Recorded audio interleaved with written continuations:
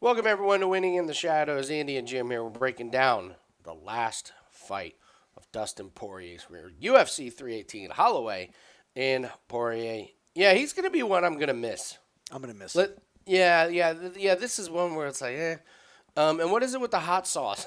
we have another guy with hot sauce. How many hot sauces can there be out there with UFC spokespeople? So whatever. All right, we're gonna break down all these fights.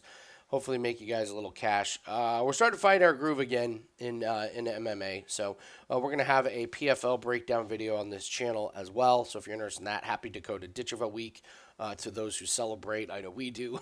So Spoiler on the prediction. yeah. Spoiler: we kind of like Dakota Ditcheva to win. So, all right, let's get into it. You guys, please hit the like button. Appreciate it. Leave us a comment in the comment section. Tell us who you like. Tell us who some of your best bets are. Jim, let's get into it. Carli, Judice, and Caliari. We like Carli Judice. Have since Contender Series. Her record is 4-2. We liked her in this fight against Ernesta. We were like, Ernesta's just too low volume, and then they go out and they both throw like more strikes than any woman on Contender Series. It was probably my favorite women's fight on all of Contender Series. She does take the close L, then loses another split decision, but then gets the job done with Dubin here. I like Carli Judice a lot. I hope they don't keep moving her up because experience is a really big issue here. But she has got the striking. She's got the volume. I think she has the cardio. If they bring her up slow, I'm not saying she's going to be champ. I'm just saying I think she can crack into the top 10 and be a real problem for some people. Caliari, I've never really been that big of a fan. She loses to Ernesta again in a split decision. How it was a split, I'll never understand. I thought Ernesta like totally got the better of her.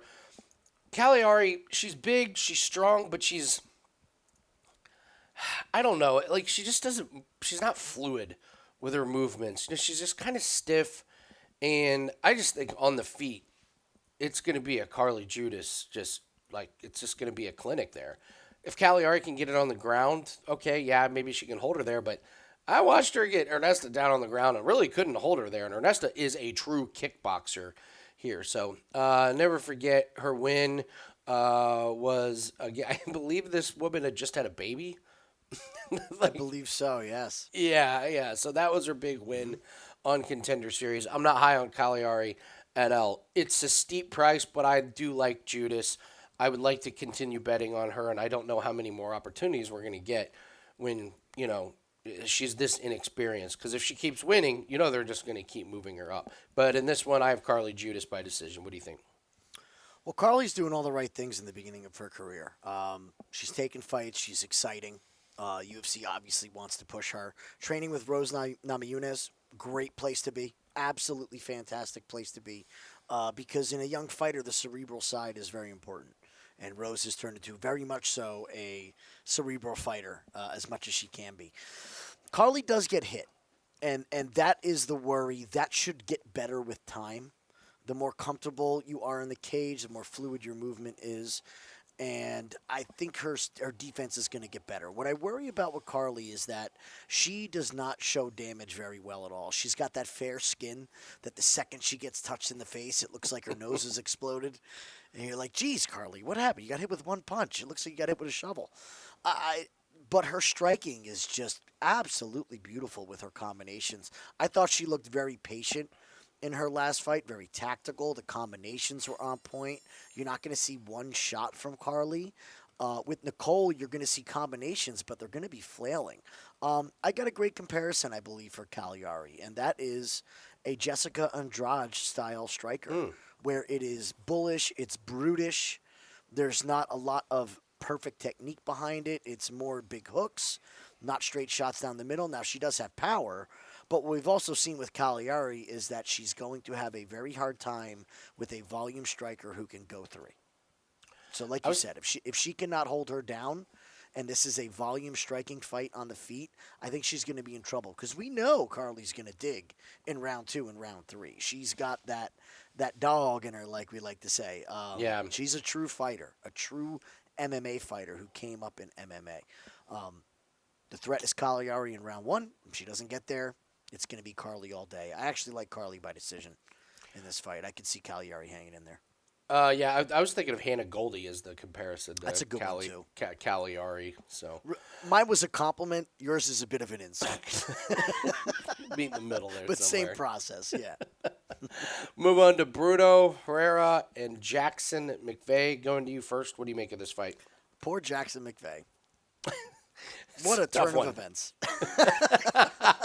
What a turn of events. Guy makes weight last week. You know how we hate multiple weight cuts. Let's start with that. Let's get that elephant out of the room right now. So he gets paid his show money, but he had to make the weight cut. Now he gets Brunno Ferreira. Now, I am on record. If you watch this channel, you guys know how I feel about Brunno Ferreira. I do not believe that he is a very good fighter. I just don't. Arman, the win. Arman Petrosian washed? I think so. He very well could be. It's a good point because Arman has just looked like a shell of himself. Yeah, I mean, to be submitted by Brunno Ferreira is a bad look. Dustin Stoltzfus was doing everything right against him and then just got nailed. Absolutely floored. Beats the chinny Phil Hawes, gets smoked by Nursultan Rudzaboyev, and gets smoked by Abus Magomedov in the third. And this is the Abus who can't wrestle. The Magomedov who can't wrestle. So, not really high on Brunno Ferreira. However, something has to be said about experience. Jackson McVey is a kill or be killed 6-0 fighter. We have absolutely no clue what this guy is going to look like in round 2. None. We cannot go back to amateur fights from 2022 and make that decision. So, of course, I'm going to pick Brunno Ferreira. I will not pick the debuting multiple weight cut Jackson McVey. I think Ferreira is going to get him out of here at some point. Jackson McVey is very wild on the feet. Kill or be killed. So give me the guy with the more experience who didn't cut weight twice. Yeah, I mean, Bruno's so steamed and, he's such a huge... You're going to have to take him by finish, which I don't mind. Mm-hmm. Yeah, fight to end in the first round.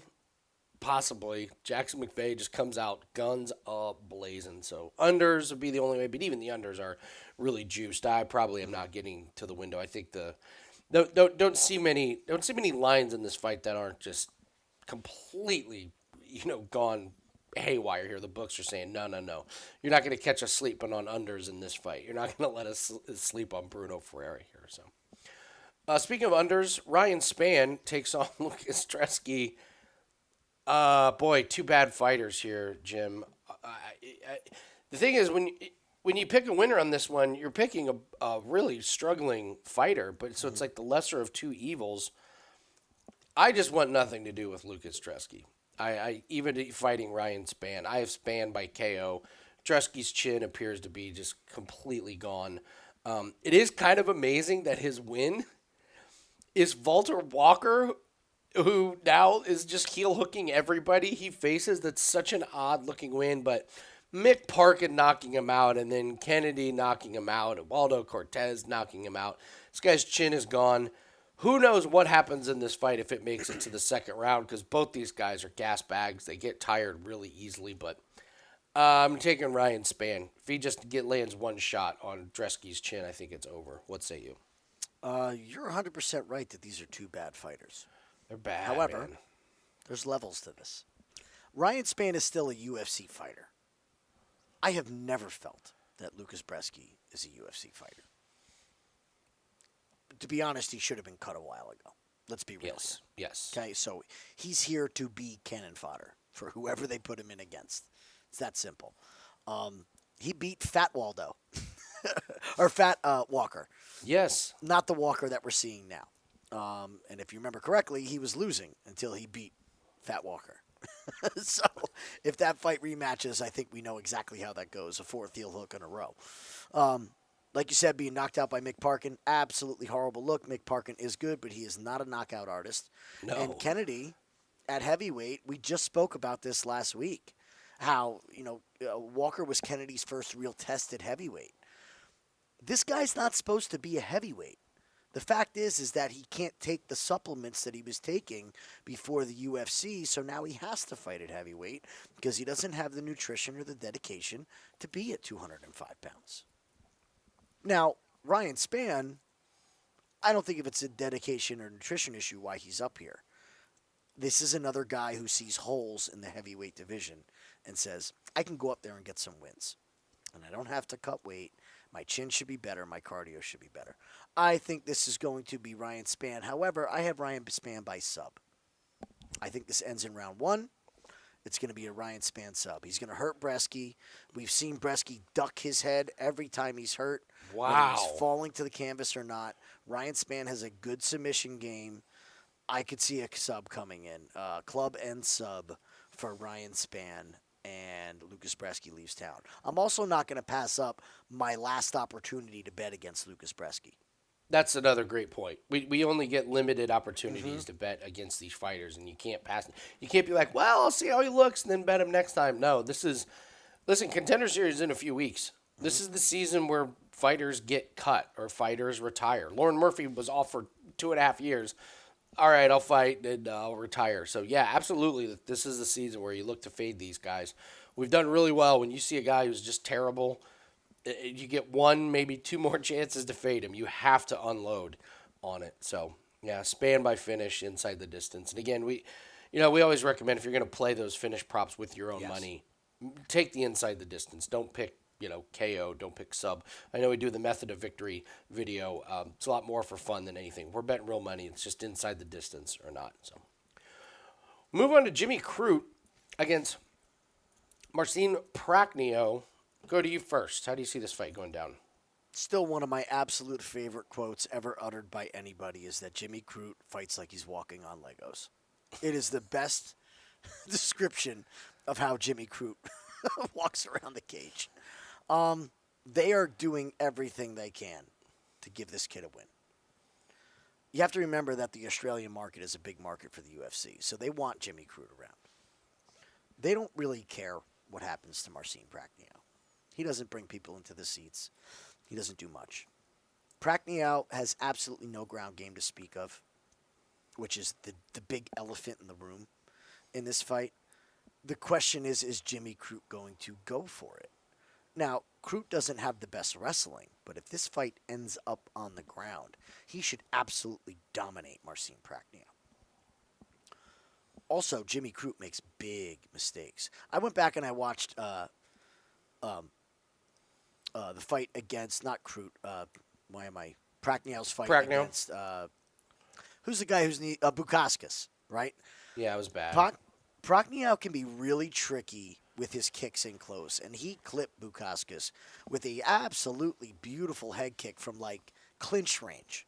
So you see the dexterity and the kickboxing skills. So my favorite bet in this fight is this not to go the distance. Either Jimmy Crute drops the ball or he's going to get the grappling going, and Prachnio's not going to survive 3 rounds against Jimmy Crute when it comes to grappling. I lean Crute as far as a money line play because I will not have my money on Marcin Prachnio in 2025. So give me Jimmy Crute. I'll take Jimmy Crute by finish. But love the under. Love the under and no distance. Under 2.5, no distance.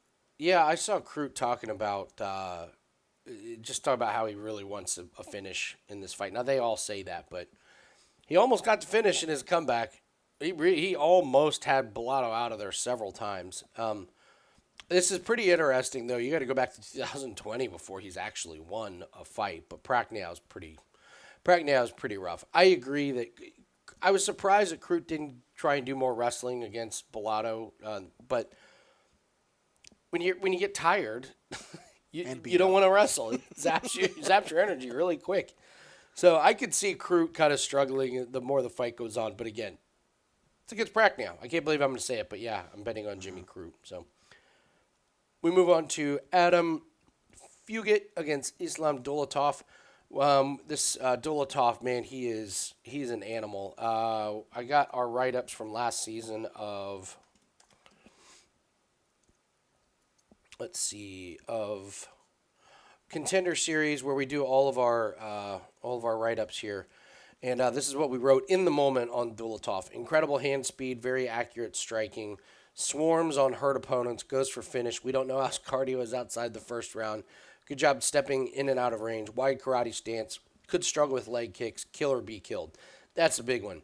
He is kill or be killed, man. This guy comes out with a flurry. It's like this is like Dana White's ultimate hard-on fighter. Yeah, just loves like these this guys. guy comes out and just tries to nuke everybody. So, and listen, it's worked up to this point. This poor guy who fought him was just so overwhelmed. It was hilarious. But yeah, round one. Decision, but that's boxing. Round one. You get it. Round two, round one. We don't know what this guy's cardio is going to look like. We have no idea. And I'm a little worried with laying this kind of juice on Dulatov, man. Like, Fugitt, is he great? No. But he did get a split decision against Josh Quinlan, and if he survives that early onslaught, Dulatov is an unknown in round two. This is a huge live betting opportunity. If Fugitt can, I don't know, wrestle, clinch, just hold him against the fence for a little bit in the first round and avoid getting creamed in this early onslaught that you know Dulatov is going to have, I think he's live for a live bet, and he's already at plus money. You're going to get 10-1, 20-1 on him if he survives this early onslaught and Dulatov starts to slow down in the slightest. Because, listen, Fugitt, he can go the distance. We know he can. I just worry about that early onslaught. Can he work leg kicks? Can he not get clipped? Because Dulatov might be one of the best I've ever seen it. When he gets clipped, he just goes for broke, and there's no surviving it. You get clipped once, he's probably finishing you. So, I don't have a pre-flop. I would be terrified to put Dulatov in any of my parlays, but I'm hoping Fugitt can survive and I get a nice juicy number where I can invest just a little bit for a big possible return if Dulatov gets tired. What's your take on this fight? I think Dulatov is going to absolutely destroy Adam Fugitt. That's what I think. We are on opposite You're sides of probably this right. one. I don't think You're Adam probably Fugitt has a right. shot. Fugitt is super slow. Leaves his head on the center line when he's punching. You're very true. Yes, you're right. That is a recipe for disaster for a guy that is going to run across the cage and throw missiles at you from the start of the fight until the ref pulls him off. Fugitt is just look at these. Okay, so he beats Josh Quinlan. Keep in mind, this is Josh Quinlan who wasn't allowed to have the juice. And what did we see from Josh Quinlan in the rest of his UFC career? He was an absolute bust. Absolute bust. Here, Yeah. look at Josh's profile picture. I mean, he's right there. losing to Sam Kilmer Come on, in man. Fury FC in round one. Wow. Yeah, the loss to Danny Barlow for him looks bad because Danny Barlow only has a left hand that's not even that good. It's only Yeah. good when he's knocking out cans. Trey Waters, come on, bro. Like, we can't hang our hat. That's Adam Fugitt's latest win. All right? Look at his wins. Solomon Renfro, the Yeah, perennial and that- PFL fade, and LFA fade, Solomon Renfro. Yep. Don't forget about Kinoshita. That's a big win. Kinoshita, great last name, not a great fighter either. Losing to Mike Malott in round 2, and Mike Malott is a gas bag. So if we're worried about, easy there. He's got 2 rounds of good cardio. he fixed it now. It's He better did now. fix it, but not back then. Because now he's going to decisions. That's why he realized he Yep. has to win a decision. I think just Dulatov is going to absolutely destroy Fugitt. I've never been a huge fan of Fugitt. I've been duped into betting on him before, and it's not going to happen again. I think this is going to be Dulatov by murder. I don't mind it by finish. I don't even know what the line is on by finish, but you're probably going to have to parlay it, I would think. I mean, you can just look at. Here you go. Minus 115 is winning round 1. Minus 115. Yeah. If you've watched Dulatov fight, He is not going for the round 2 KO. He's not going for the decision win. He is going for the round 1 KO.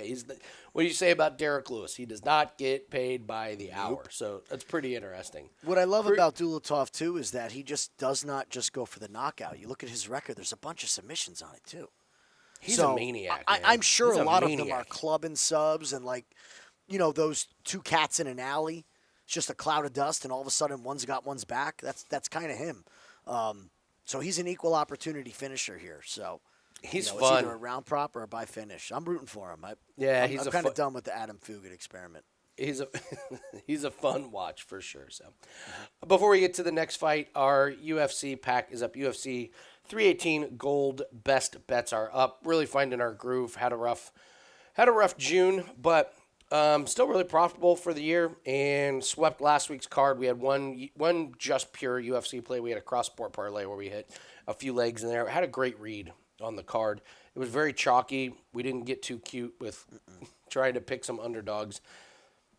Not really sure how this week's card sets up top to bottom. I think we're due for some upsets, but we've only got 2 bets in there right now, and it's just the best of the best. It's our 2 favorite. If we have any more, we'll add them. But at this point, probably not. It's a PFL week, so we're going to have some PFL plays as well. And, listen, based on this new tax law, we all met as a team and we said, what are we going to do about this? Well, we really lowered the volume across all sports. We only had 10 plays in all sports with 5 of us working as a team, but we went 7-3, including the MMA sweep. So we're going to continue to be low volume and try and hit that really high percentage, which means we're not going to have plays every single night in all sports, but we got you covered for UFC and for PFL. This should be a big, big week in MMA. So go grab that UFC pack. 2 best bets are up. We are still number 1 MMA handicapper at Wager Talk. We have not given up that crown since the very first fights in 2025. We are very, very proud of that. Love to go wire to wire. So, all right, let's go back to... is this the easiest under or the most obvious under that probably trips everybody up? Could you see something stupid happening here with this one? Gautier versus Robert Valentin. I'll go back to our write-up on Gautier. He's just a monster. Here he is. Really strong. Not good form on takedown defense, but he's so strong. He held his opponent up. Striking good, but raw. Young, needs to work on wrestling. This guy's just a tank, man. He's just an absolute tank. He's one of those guys where he's standing in the octagon, and you're like, how are these guys in the same weight division? That guy's a monster. So he is young. He is raw. I think everyone's going to be on him by KO. I'd like your thoughts on this one, Jim. I'm not sold that Gautier is going to run through Robert Valentin like everyone thinks. What do you think? Will it happen in round 1? No. Okay. I do believe at some point he gets him out of there. Look at this guy, man. Look at that physique. That's unbelievable. Okay, so Valentin has really struggled with the physicality of the fighters that he's fought. And the fighters that he's fought aren't physical monsters. Like Ryan Loder, good wrestler. Physical beast? No, not necessarily. Torres Finney, built like a fire hydrant. We can scream and moan about the Torres Finney fight and how bad it was.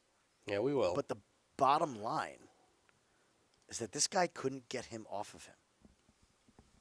That is a really... I hate to use the word pathetic, but when you know this guy is just going to grab your ankles, can't you circle? Can't you do something? And what was damning to me is his cardio was non-existent. Okay. Absolutely non-existent. So he's tired. Yeah, he pours it on in the third, and Finney does absolutely nothing. Pours it on. It was pretty one-sided. Pours it on. It was pretty one-sided. Torres Finney was just ankle biting for the entire third, but Gautier is just a physical beast, an absolute physical monster. I was not super impressed with him on contenders. There's going to be holes in his game. Sure. He really impressed me against Jose Medina. I thought he looked way better technique-wise. Now, Jose Medina. Against Jose Medina. Hold on. Watch the fight and don't look at who he's fighting. Just watch how he moves. I saw an improvement in the smoothness of his striking. Fair. The straightness of his punches. The building of his combinations. It shows an advancing mind in striking. I don't believe that Valentin is going to survive the damage that is going to come his way. He does not need many shots to put damage on you. And if he does end up on top of Valentin, that is not a place you want to be getting ground and pounded with this guy on top. I just think the physicality is going to be a big, big problem for Valentin in this spot. All right, well, Valentin, listen, his 2 losses are to wrestlers. That's what Ryan Loder does, and he just did it really good. That's what Torres Finney does. Like he had 2 terrible matchups. On the Ultimate Fighter, he got his first 2 opponents out of there so quick they made him an assistant coach. Mm-hmm. That's how good he was. I mean, he is a striker, and I think UFC is like, all right, enough with giving him the wrestlers. Let's give him a striker to go up against. This is why I like the under. These guys are going to stand and bang. Someone's going to sleep, and someone's going to sleep early. I don't know. With these 2 guys, when I get this young guy, Gautier, who we have holes in his game, he's not going to wrestle Valentin. Valentin's not that bad. Yeah, he got taken out against Loder and Torres Finney. That's not what Gautier does. Gautier wants to land those big shots. And I think Valentin's a sneaky enough veteran that he can show Gautier some things that Gautier just hasn't seen yet. So I'm not going to be betting on Gautier in any parlays. I do see a path to victory for Robert Valentin, and that is he is a good striker, and I just don't. I mean, yeah, Jose Medina, this is a massive step up for him. Robert Valentin is no slouch on the feet, so don't be surprised if Robert Valentin has a couple moments. I'm fully prepared. Listen, when you get these 2 big knockout guys and Gautier smokes him in the first couple minutes, I'm fine with looking stupid on it, but I'm not going to be surprised if Valentin has something for him and makes this pretty competitive. Now, of course, Gautier has the 1-shot knockout power, so even if Valentin is having success, bang, it just takes 1 shot. But I don't know. It's a live bet spot. It's most certainly a keep your live lines open spot. Yeah. Valentin survives. 1,000%. 1,000%. All right, we'll move on to Francisco Prado against Nikolay Veretennikov. I did a free play that is up on Wager Talk on this very fight. I'm interested in your take. Wanted to be a Prado supporter. I don't believe that Veretennikov is a very good fighter, and I think that is going to really help Prado in this fight. I would say that Prado is the guy that they want to push. He seems to have a real cult following. Really? In the space. A lot of guys talk about Prado. He's the next. Here's my problem with him. He's in the wrong weight class. I was going to say, the fact that he's too small and doesn't have any reach. Way too small with stumpy arms. It's a big problem. Yep. When you can't control where the fight takes place, you start the fight at a huge disadvantage. Now, Veretennikov just comes off getting finished by Mr. Paige Van Zandt in his debut. Not the best of looks. Kind of competitive fight until that point. No, it wasn't. Vanderford laid on top washed, of him. but it was like he just laid there. He wasn't getting washed. He just laid there. I think he got washed. Prado ain't taking him down. Prado's going to swing and bang. So, Fair. Is he more live in this than he would be against Vanderford? I would say so. Split decision against Danny Barlow. Again, we already spoke about Danny Barlow. Unimpressed. He was sick. He couldn't breathe. Then he came out in his next fight and looked like crap as well. So, always believe the fighters in their interviews, guys. They always tell the truth. They're always in the best shape of their career, right? They're always finally healthy. I'm looking for the finish. Yeah, what is the checklist there? I'm all like, let's see. I'm in the best shape of my life. Had a great camp. I'm looking for the finish. Coming into my own. That's always coming into my own. Title run. Oh yeah, that's a good one. Looking for the title run or a top 10 opponent. Yeah, just checks all the boxes of all the cliche. Lord and Savior Jesus Christ. It's for our friend John Joan in the chat who just is like, "What's up with all the Lord and Savior Jesus Christ after all the wins?" So, just does make you wonder who the loser blames. But anyway, True. back to Prado and Veretennikov. Best shape of his life. I think this is going to be a hold your nose and bet it spot, but my favorite bet in this is the fight to go the distance. Okay. I think both guys are tough enough. I think Prado's going to have a hard time finding Veretennikov on the feet with that reach disadvantage and height issue. So I could see this end up being just like a bloody close fight going into a decision. I'm not willing to put my money on Prado, and I'm most certainly not willing to put my money on Veretennikov. I am not high on Veretennikov at all. The guy lost to a sick striker and then lost convincingly to a wrestler, a guy that held him down. I mean, Prado, he's small. I mean, even in this picture, you can tell how short his arms are. Mm-hmm. Like it's really noticeable. But listen, who did he lose to? Daniel Zellhuber, who was really long, created that distance problem, and then Jake Matthews, who, you be honest, Jake Matthews not looking too bad. 3 wins in a row. So I think this is a big step down for Francisco Prado. He's got to avoid those 3 losses in a row, and he is going to stay in Veretennikoff's face. I don't think Nikolay can handle the pressure at all. It's just, what is the reach here of Veretennikoff, the height and the reach here of this guy?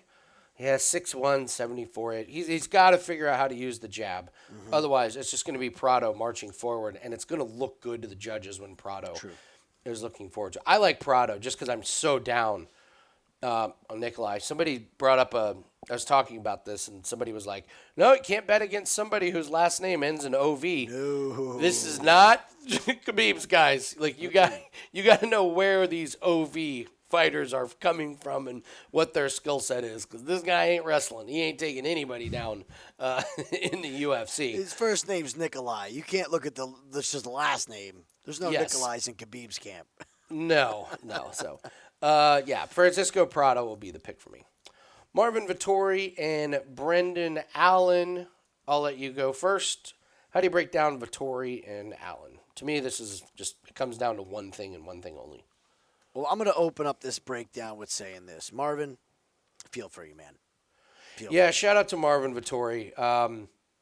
Personal tragedy is terrible.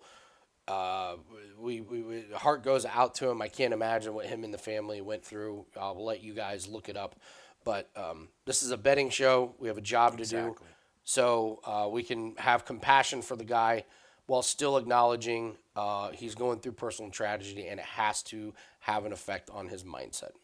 Yeah, I want to get that out of the way before we get to the X's and O's. I don't wish ill will upon anybody going through what he's going through. But the bottom line is, if you take that out, that Marvin is the same exact fighter, if not worse, than he was back in 2021. And I would venture to say it's worse. You can't have Marvin Vettori's style that is not a long-term success style. I would say that he used to fight very similarly to Bilal, where it was march forward and pitter-patter punches, not really a knockout artist. Lately, in all of his fights, it's Marvin getting backed up, and that is a really, really alarming thing. I've heard, he's sitting on his punches more. No, he's sitting on his punches because he's got his back against the fence. He's not marching forward throwing bombs. And it just seems like his style has become this skirt around the outside and only throw the lead hand. Now, I don't know which shoulder it was he had surgery on. It was a bad shoulder injury. But it just seems he's very lead hand dominant in his striking. The kicking game is really not much to speak of. It's not threatening in any way. And the real alarming thing is we haven't seen him really be able to push the wrestling and hold people down.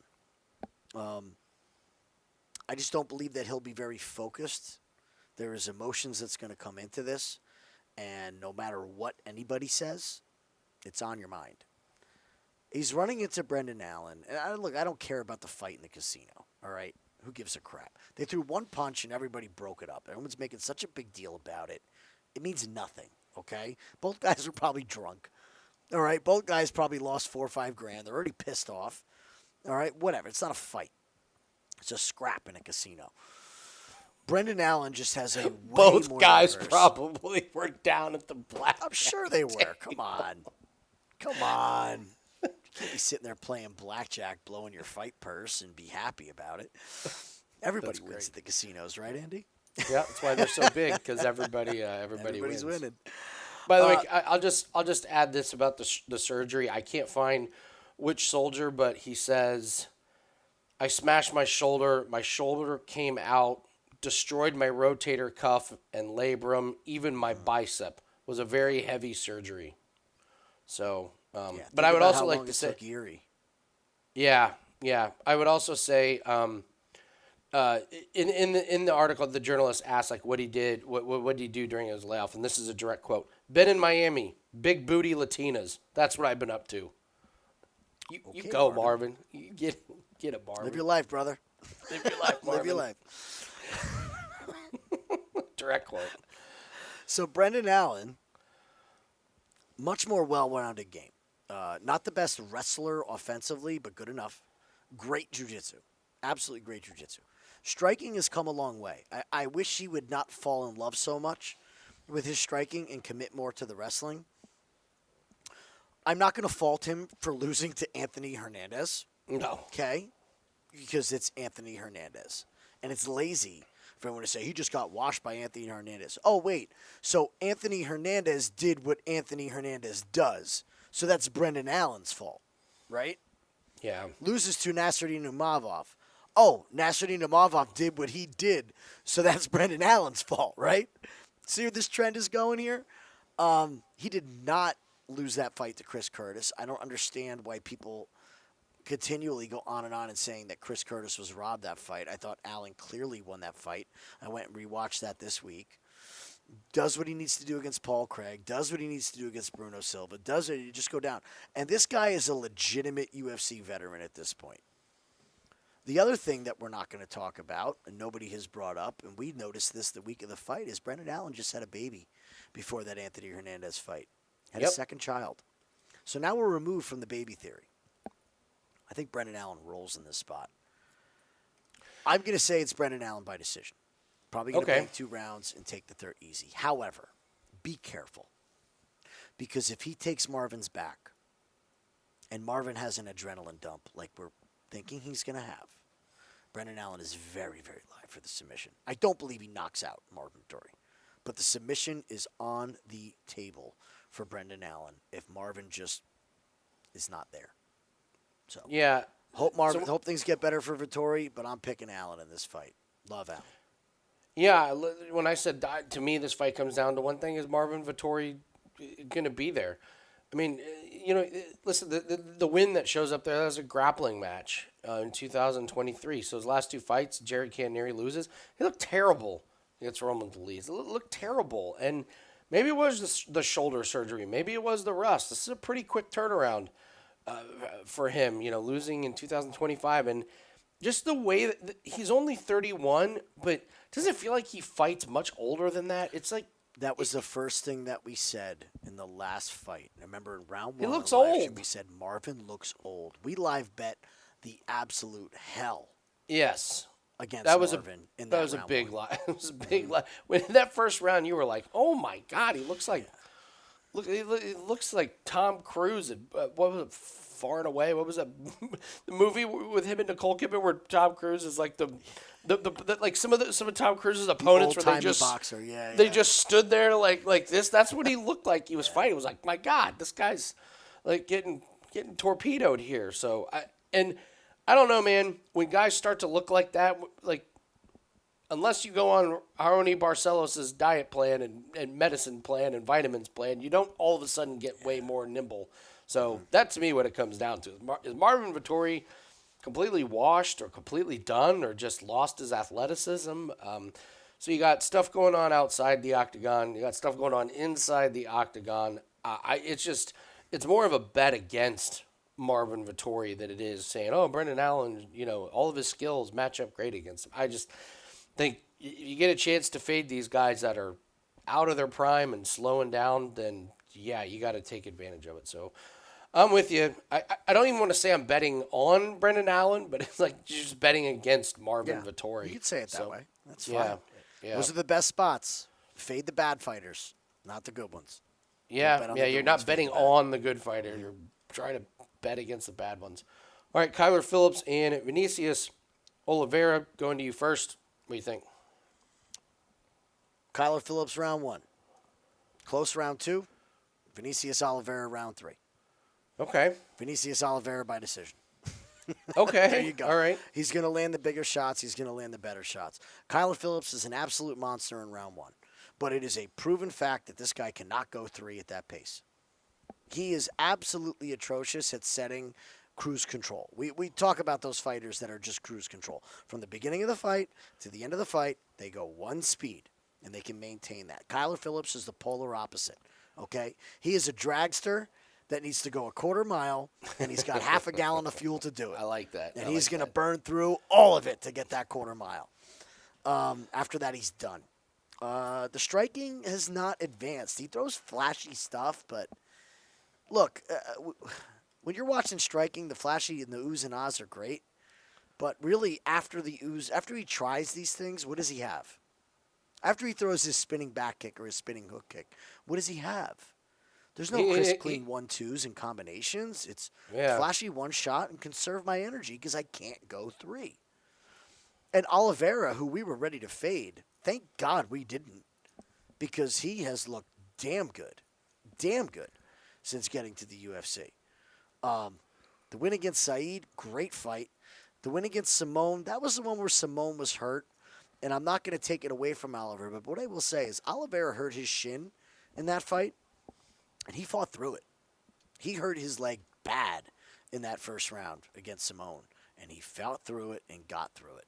We all know the knockout of Sopaj, right? All know the knockout of Sopaj. I just think this Oliveira guy's legit, man, and I can't bet on a fighter who I can pencil in to lose round 3, especially with these judges. It's the last thing you see. Oliveira's going to land the bigger shots. I think his defensive wrestling is going to be good enough in 2 and 3 to keep it on the feet. Yeah, I'll start with Oliveira. So we had him by finish against Spy. Spy was coming on short notice, and we're just like, the bet's dead, because it was like Vinicius not taking it serious.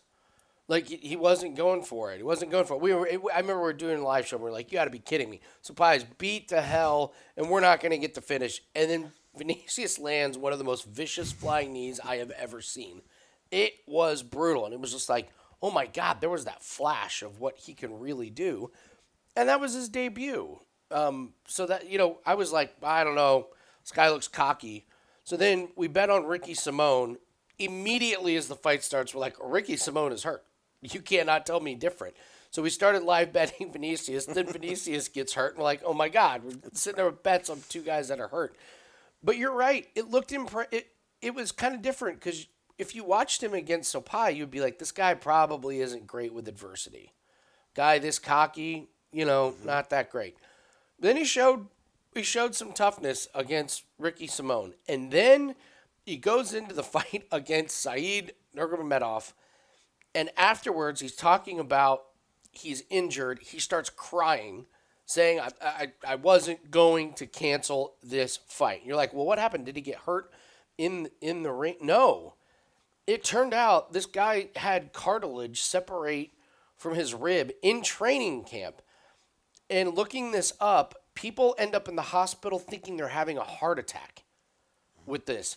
This guy goes through training camp, and then he gets into the octagon and beats Saeed Nurmagomedov with this injury. And now you're going, okay, maybe I had a complete wrong read on that. How many guys would have backed out of that fight? All of them? And not let only that, alone how many guys would have given up in the fight? Because remember, he was hurt to the body in the fight as well. Yes. So he showed you what talk about got that dog in him. This is and literally he's got that dog in his nickname. Now I see where that comes from. He's only 29 years old. He's 22-3. Reading up about that injury and reading up, he called out Umar. Mm-hmm. It was like, Like everyone's scared to call out Umar. I want Umar. Like, okay, now you're talking my language, man. Now you're the guy. Like, and what else did he say? It's like, yeah, I've already beaten 4 Russians. Give me another one. Who My says style that? matches up poorly for them. He Who has says, ever thought that? He says Yeah. they match up poorly against me. I went from not liking this guy because of his performance against Bernardo Sopai to now I am now on the Vinicius Oliveira bandwagon. I like it. So, yeah, What Kyler was it you Phillips. saw as well about Prado? Prado? What? Or Prates, right? Oh, Was yeah, he he said training- he was. right? Yeah, so he said, yeah, so Oliveira said, I'm going to Thailand to get back to training. Carlos Prates is going to help me find the best place. Anybody that's working with Carlo Prates, who's working with Kyle Barallo and Gene Silva and Rabbit, I don't care even if it's just saying, hey, go to this place. I'm all in. You have my attention. So, yeah, Kyler Phillips. Here's the other thing about Kyler Phillips. We've had a damn good read. A damn good read on him. We took him to beat Marcelo Rojo. We took him to beat Barcelos. We took him to easily beat Pedro Munoz, and then we came back and we faded him against Rob Font. We called that fight to a T. So whenever we have these fighters that we think we have really good reads on, we're going to continue to do that. And that's exactly what we said. We said Rob Font is going to have too many strikes and too much energy in the last 2 rounds. And that is exactly how it played out. Kyler Phillips looked great early, faded late, and Rob Font gets the unanimous decision. So you said Kyler Phillips looks great in round 1. I'm not ruling out Vinicius looking great in round 1. I'm not ruling him out. After watching what he did against Sight, go back and watch that fight and just think of it. Think of a now knife picture in him your getting side. stabbed. A knife coming out of his ribs. That's what he did in that fight. So, all the respect to Vinicius. I hope I'm not, being too hyperbolic with it. But yeah, I like Vinicius, and just being able to predict Kyler Phillips fights over and over again. It's in a good fight. We're in a good place there. So, all right, move to the main card. Michael Johnson and Daniel Zellhuber. Please, Jim, please don't tell me we're going to give Michael Johnson credit for beating Darius Flowers by decision and Azaitar in round 2 when he was kind of struggling with him in round 1. Please tell me you're not putting too much weight into those. Who do you like here, Michael Johnson, Daniel Zellhuber? Michael Johnson owes me some money. Okay. Oh, really? He Okay. owes me some money. All right, beating a Zaitar when he was losing. I remember I live bet a Zaitar. I've been burned twice on live bets. Darius Flowers is horrible. All right, but he I bet Flowers ahead of time. I'll never do that again. That was a mess. I remember going back to the Diego Ferreira fight where it's like, Diego's kind of old, and then just nukes Johnson. Yep. So to me, Johnson's been the benefit of really good matchmaking these last 2 fights to end his career. If you put Zellhuber against Darius Flowers or Zaitar, it's going to be the same result. Great point. So credit to Michael Johnson. He did what he was supposed to do, is finish bad fighters. But now he's going to fight a young kid with more physical gifts who has a chin. And we know can take a shot. Now, when we first started watching Zellhuber, we said, this kid's going to have to go through some losses. We kind of knew he needed some learning in his career. And he has gone through this. Okay? The loss to Ribovitz. Look, Ribovitz is a freaking animal. Love that guy. Love his fights. Absolutely love it. No shame there. Does the job against Prado. Oh, I miss Christos Giagos. Can we get him another fight? Oh, he was a great one. What's he doing these days? Is he done? Yeah. Hasn't fought Yeah, since he left April the UFC. 2024. Yeah, we bummer. may not be able to bet against him anymore. Maybe he'll be the next guy to take a late replacement fight in PFL. We'll see. Oh, Maybe that'd be get great. Christos again. Zellhuber's coming into his prime. He's been on the shelf for a while. I don't believe it was because of any injury. He's just waiting and waiting and waiting, and they pulled some matchups out. I think they pulled the Elvis Brenner fight. They pulled Elvis to fight somebody else and left him without a matchup. Yada, yada, yada. Either way, we're looking at time for a young fighter to be able to get better at things. So he's been a caged animal just waiting to get in there. And they're giving him Michael Johnson. We know who the UFC wants to win. This is a very PFL-esque card where it's a setup. They want Zellhuber to win and get back on track here. So I will take Zellhuber. I do believe that he will finish Michael Johnson. Johnson's going to have such a hard time with the length. The counter-striking is not going to be able to touch him. And let's also not rule out some wrestling from Zellhuber. With those long arms, I could see him locking up a front choke series with those long arms, Kevin Holland-esque. So I like Zellhuber in this spot. I think he's parlayable. I like him a lot. Yeah, I don't have much more to add to that. I like Zellhuber a lot. There's a lot of juice on it, so it'll have to be, a parlay piece. But I feel pretty confident in Zellhuber. Yeah, Michael Johnson. I mean, I did. I went back and watched that Isatar fight. That first round, you're like, wow, not a good look. So, look who his last 4 wins are. Isatar, Darius Flowers, Mark Diakase, and Alan Pay. Nope. Sorry. Can't be betting on the aging Michael Johnson against Zellhuber. Dan Ige and Patricio Pitbull. We might go head-to-head on this one. Let's go. Who you got? All right, I'll go first. Recently watched Embedded, saw Pitbull hanging out on a yacht fishing with his family. There you Nothing go. against that, but Little R&R. Got to fight in a couple days, just saying. He's older. You don't want to push it too much. I'll say it again. 44 professional fights. Amazing. Ton of wear and tear. And wars. These aren't like, I get a knockout. Wars. Even in a win, Pitbull's bleeding. Went back and watched the Yair fight, and we do agree that fight was closer than we, in hindsight, thought it was. But it's still a loss. It's still a unanimous loss at the UFC level. In Embedded, he stated that, he just was too comfortable in that fight with Yair. He should have pushed the pace more from the start. And he was used to fighting 5-round fights. And in a 3-round fight, he cannot be as patient. He's got to go in there and get going. Okay. To me, that sets up perfectly for me to want to bet Dan Ige. I don't want the Pitbull if I want to bet Dan Ige that is going to sit at range. I want the Pitbull that's going to come in there and try to take Dan Ige's head off. Because Dan Ige is one tough SOB to get out of there. Okay? He is a freaking animal in that cage. The Diego Lopez thing and decision, let's throw that out. That was a fun story. Whatever.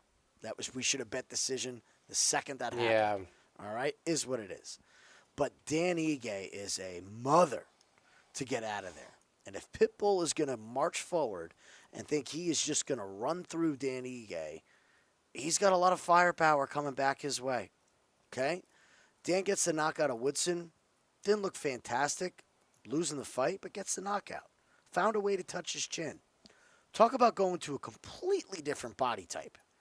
You got giant Shawd Woodson, and now he's going to be able to touch Pitbull. He doesn't have to play at range. He's not going to have to figure out how to get inside. These guys instantly are going to meet in the middle of the ring. So I like Dan Ige in this spot. I think Pitbull goes 0-2 in the UFC.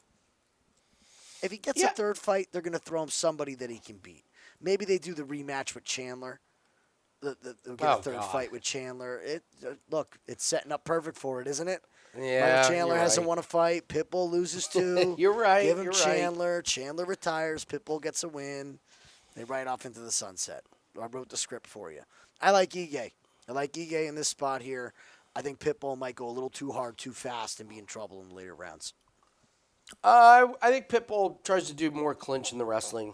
I think he tries to push Ige up against the fence. So Ige looked very good against Woodson. It was a horrific stoppage. I wonder if this is baked into the line.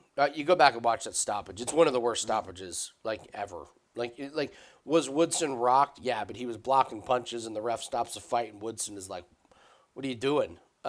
So he gets credited with it. It was a good fight, but loses to Laurel Murphy, and you throw out the Diego Lopez. So, this guy did lose to Bryce Mitchell.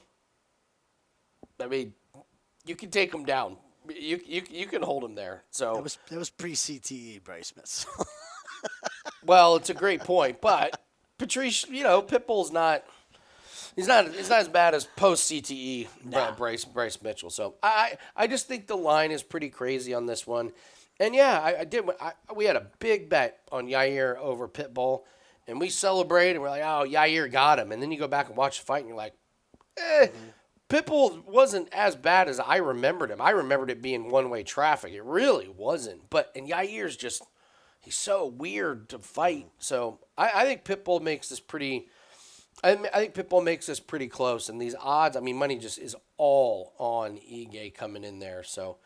If I'm looking at some kind of parlay buster, this might be it. I think Pitbull's going to have some success against Ige. He's probably embarrassed by that last one, and wants to make a little bit of a name for himself here in UFC.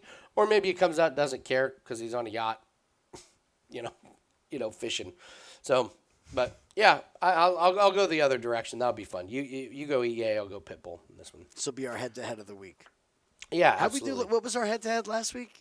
How did we do with that one? Well, you had Tough, I had Tokos. Yeah, so you won. You're 1-0 in the head-to-heads. Well, listen, neither one of us are bragging about winning a Tafa Tokos fight. But the live betting on Tokos was just absolutely fantastic. Anytime you see Tafa tired, it's over. So, all right, you're the Kevin Holland whisperer. He fights Daniel Rodriguez. Nobody needs to listen to me about this fight because Jim has correctly predicted how many Kevin What run are we on? What's our number up to here? 1, 2. When's my last loss? My last loss was keep going. You took the under there. Yeah, keep going. You took the under. You picked Michael. Keep going. You said Paige. Jack. Yeah, you are on quite the roll. You even said. By the way, we had Thompson. We had Chimaev. We're good there. Amazing. Amazing. Yeah, I don't know. I'll have to go way, way back to see when the loss was. But by the way, they keep saying this was an anaconda choke. Even Kevin Holland says it was a Darce choke. I looked it up. Was it technically an anaconda? An anaconda choke and a Darce choke are the same choke. Okay. The arm positioning is different. So whether your arm is here or your hand is here, it's tough to do right here, but it depends where the shoulder is in the choke. Whether it's on this side or this side. I'm just going by what Kevin Holland. Anaconda or a Darce. Oh my now, God. that being said, just give him the damn submission. I know. Just give him the Darce, please. It was going to be a record. That being said, if they didn't give it to him, guess what submission Kevin Holland wants to get right now? Yes. Okay? Keep that in mind, folks. Here we go. Let's go down the checklist, shall we? Does Kevin need money? Andy? I mean, he always needs money, but he's on a nice run. I mean, 3 fights in 2025. He's doing good. He threw in the towel against Ritter, but, he's only fighting on these pay-per-views, took no damage against Gunnar Nelson, took nothing against Luque. I would say life is pretty good for Kevin Holland. Does he need money? No. Does he want money? Yeah. Yes, Kevin always wants money. Sure. Kevin always wants money. Does he need money? No. So that's one of our down.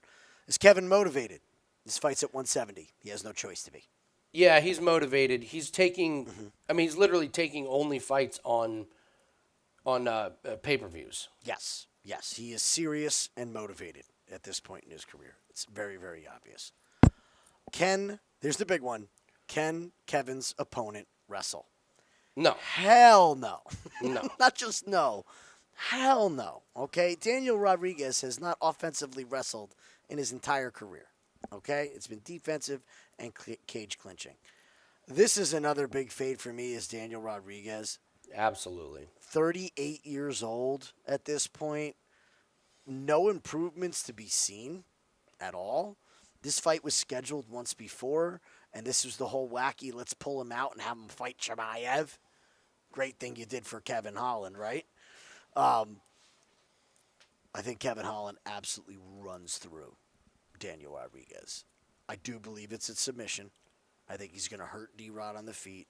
They're going to get into a tussle, and he's going to lock something up. I do not see this going the distance. Kevin, again, is one that doesn't get paid by the hour. He's taking this fight seriously. I loved what I saw on Embedded, where he's training, how he's training. He's out of his own gym. Remember, he had his own gym and his podcast going. He, for a while, had the podcast thing, and he said, I'm not built for it. I tried it. It's not for me. He also said, I'm not going on anybody else's podcast. I'm not doing it. I'm making a serious run here in the later part of my career. Love Kevin Holland. Kevin Holland by finish. Daniel Rodriguez, see you later. I'm with you. Daniel Rodriguez is a guy just been waiting to fade. A split decision against Morano, and then this terrible fight against Pons, where he gets where Pons is just terrible and using horrible fight IQ, leaves his chin wide open. I think we're getting. I can't believe they're putting Daniel Rodriguez against Kevin Holland. I really am stunned by this one. So, but hey, I'll take it, and I'm following your lead on Kevin Holland. So, Paulo Costa and Roman Kopylov in the main event. I will go first on this one. If you're looking for upsets, I think Costa makes this one really, really close, and I would be really scared to put Kopylov in any of my plays. Kopylov, we've had a really good read on Kopylov. When he came off these losses against Carl Robertson and Albert Drive, we saw something different against this Dachirko. Like he started to mature, his game got a lot better. And then, man, we just made a killing on him in the next 3 fights. Yeah, betting, and then we made a killing betting against him against Anthony Hernandez. We stayed off of the Cesar Almeida fight because we like Cesar Almeida, and I'm glad that we did. And then he gets the win against Chris Curtis. But here's the thing, man. He's just really easy to get bloodied up on the face. Yeah. He's just easy to wear damage. His striking defense is nowhere to be found. He's got cardio issues at times. And Paulo Costa, just play the circus music whenever this guy fights. But he has one win since 2019, and that's against Luke Rockhold. But the fact is, he went the distance against Whittaker, and he made it interesting against Sean Strickland. You know, is he going to take the fight serious? I don't know. He's a goofball. I don't know what we're going to get, but I just know Kopylov, it just feels like every fight, it's just really close. And then you're like, I think Kopylov is winning, and then the round ends. You're like, why is Kopylov's face mashed in? Why does he have so much blood coming out of his nose? He just wears damage terrible.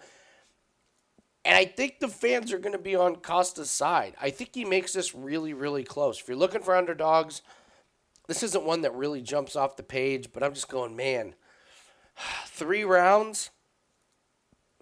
Can Costa win 1 round just if he lands a couple big shots and puts some damage on Kopylov's face? Yeah, now Kopylov needs a finish, which I don't think he's finishing Costa anytime soon. Give me Costa here. I think he squeaks out 2 close rounds. His cardio's gotten a little better. It's not great, but neither is Kopylov's. This is just too big of a price to lay on Kopylov. So I'll call for the upset in the co-main. Costa wins a split decision, just gets enough striking going in 2 rounds to convince the judges that he wins 2 of them. So now if he comes out and looks like an absolute doofus and not taking it serious, yeah, I'll be live betting the you-know-what out of Kopylov. But pre-fight, it's Costa or nothing. What do you think? I think Kopylov's going to try to wrestle. Think so, huh? Wild to say. But we've seen that when things get tough in his newer fights, he goes to the wrestling. Mm-hmm. And I think part of it is what you're saying, is that he shows damage. He does get hit. Okay? We love Kopylov, but he does get hit. And you don't want to get hit by Paulo Costa. Now, Paulo Costa's not knocking guys out left and right anymore. Let's call a spade a spade. This isn't the Costa from 6-7 years ago. When was his last finish? Uriah Hall, 2018. Johnny Hendricks, when Johnny was off the juice. So yeah, fat Johnny Hendricks. Is that the mythical thing now? Is Costa's power a mythical thing? The guy does put great hand combinations together. He has been mixing in his kicks. This fight, I believe, was canceled and then rebooked, if I'm not mistaken. Fact check me on that there. Yes. It's supposed to be in June. Now it's July. That was Paulo Costa who pulled out. So you hit the nail on the head. It's a circus. Are we serious bettors, or are we doing this for fun? That's a great point. This is my PSA for everybody this week. I'll look right into the camera. Don't bet on this fight. Yeah. Just don't bet it. It's going to be close. It's going to be a circus. It's going to be a nightmare. Is the fight going to happen? Let's start with that. It's a Costa fight. Is he going to get drunk the night before? Like, what? It's literally happened. No, it's actually, that's a real thing that has happened. It's a real happened. thing. So do not bet this fight.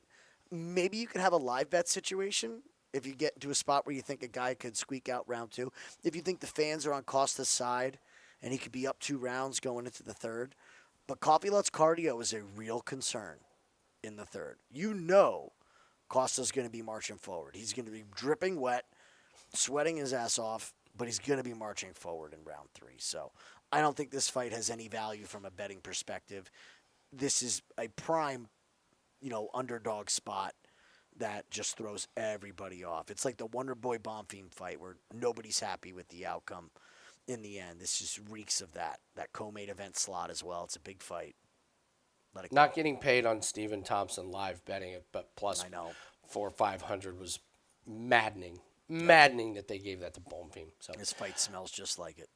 All right, main event, Max Holloway and Dustin Poirier. Right after that, we'll do our Parlay Buster and our Woulda, Coulda, Shoulda. Again, remind everybody, our UFC 318 Gold best bets are up. We got 2 bets we're making, so we're breaking down all these fights for you, but what are we betting with our own money? We got 2 bets that we want to profit off of. Love these spots, so take advantage of that. Number 1 spot in Wager Talk for MMA for 2025. Great week in PFL. Great week in UFC. So take advantage of that. Only $25 for our 2 best bets. All right, Max Holloway and Dustin Poirier. I'll make mine quick. I'm not going to bet on this fight. I truly legit just want to be a fan and watch Dustin Poirier's last one. I don't want a financial investment in this. I really just want to enjoy it.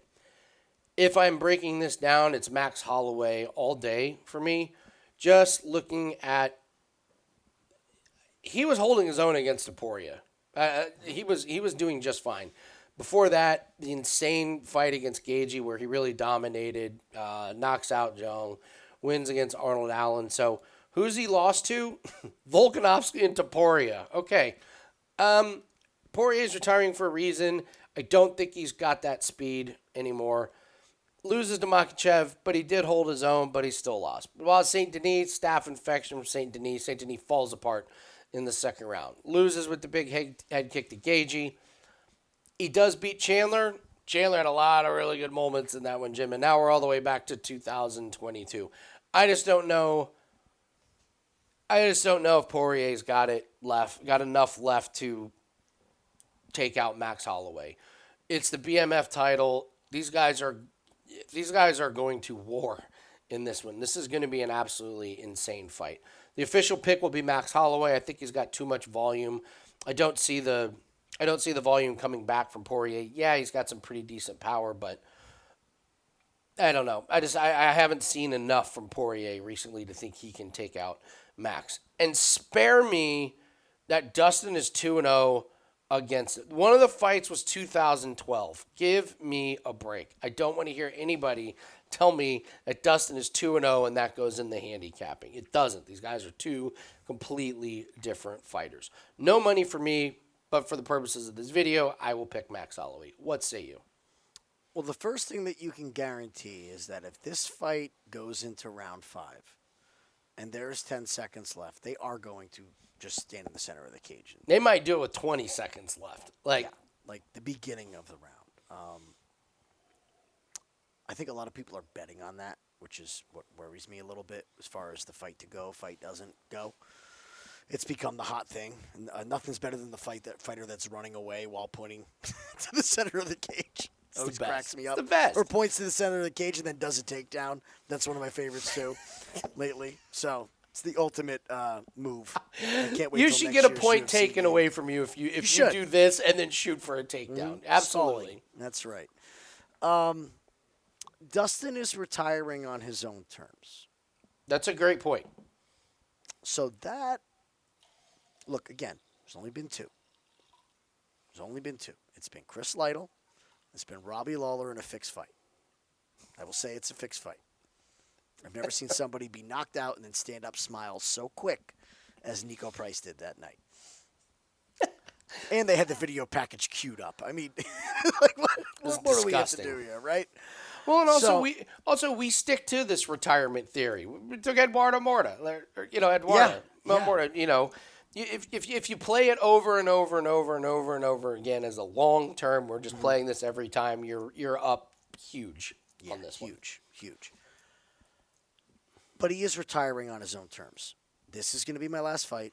I don't want to make the cut anymore. I don't want to fight anymore. I got my hot sauce. That's right. He's got a lot of things going on. He's got multiple nonprofit organizations, a lot going on. Coaching young fighters, investing in Louisiana. He's got a lot going on. But if there's one guy out there that is going to call his shot and be live, I think it's DP. I do. I do think it's DP. And he deserves it. I'm glad we're not seeing him, KO'd 3 times in a row, badly. Like, he's been competitive in these fights. He's been good. However, I agree that getting knocked out by Poirier is not a bad look for Max. And Max is younger. He's taller. He's faster. Round three, by the way, too. Like, he made it through rounds 1 and 2. So, So, these guys are going to throw. Enjoy it. Watch it. That time prop scares the hell out of me because if it goes round 5, they are just going to try to kill each other because they respect each other enough to do that. That's the thing is neither guy is not going to show the other fighter the respect to stand and trade. yes. They will stand and trade. Even if one of them's up 4-0. Doesn't matter. Does not matter. It could be 2 10-8 rounds in there. Does not matter. So I'm watching it. I'm enjoying it.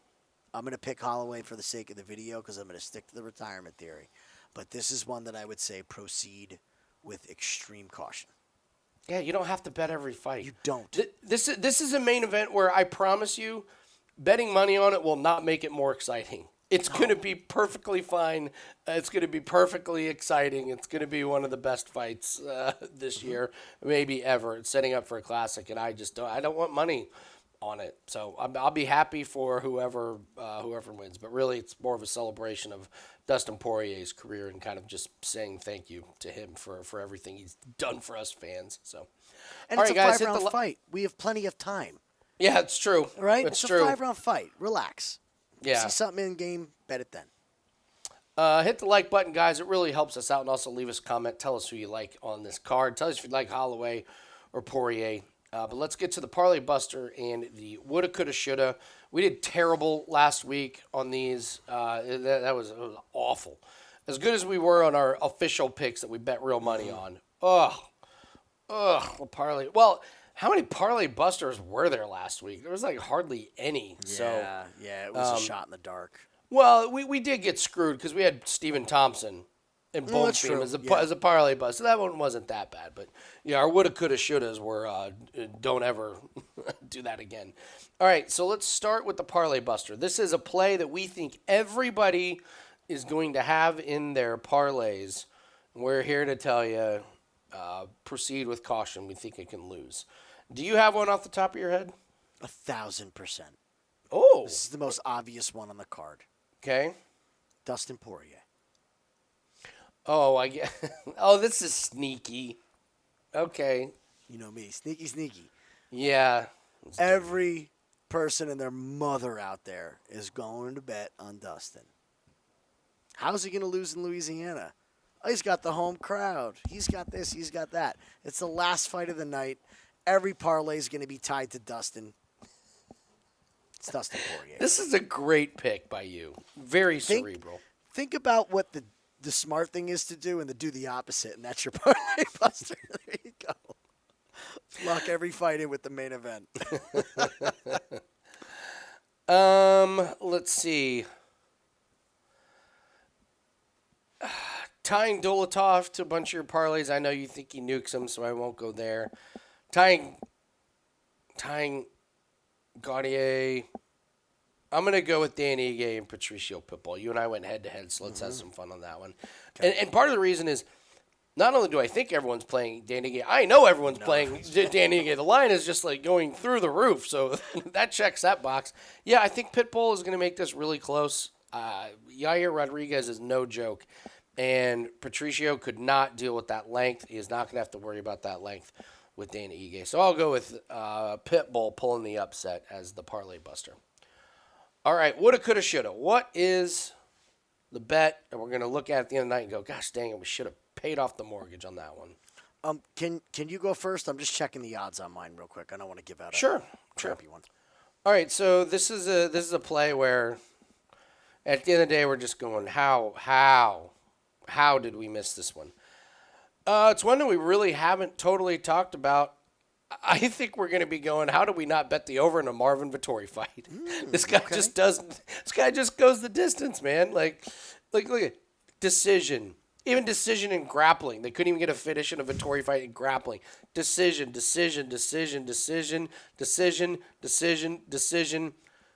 He gets a rear naked against Carl Robertson. Before that, decision. We didn't talk about that on that one. I know you brought up the submission. I agree. Brendan Allen can gas. Brendan Allen can get tired in later rounds. I think Marvin Vetorri just does his usual thing where, granite chin, he's not getting knocked out. Vettori's not submitting Brendan Allen. So I think Vetorri and Brendan Allen goes the distance, is the woulda, coulda, shoulda. What do you think? I'm going to go with Daniel Zellhuber, and to get specific, I'm going to go him by finish. Okay. Not playing a fighter with length, height, reach, speed, chin in his prime against the old Michael Johnson, who's been very, very lucky as of late. Not playing him at minus 115 by finish when he sparks Johnson early. Yeah.